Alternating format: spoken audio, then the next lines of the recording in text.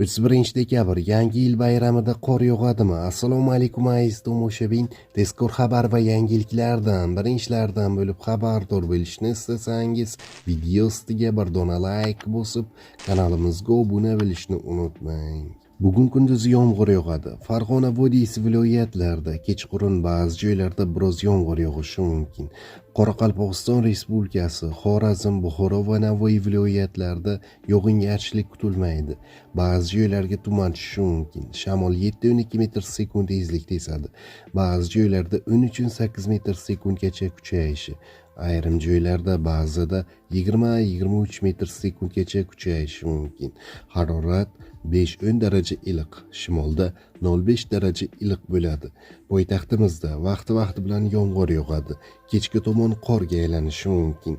Shamol 5-10 metr sekund tezlikda esadi. Harorat ertalab 8-10 daraja iliq bo'ladi. Kunduz esa 4-5 daraja iliqqacha pasayadi.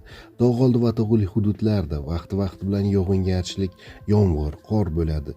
Ayrim joylarda kuchli bo'lishi mumkin. Ba'zi joylarga tuman tushishi mumkin. Qor ko'chish xavfi bor. Shamol 7-12 metr sekund tezlikda esadi.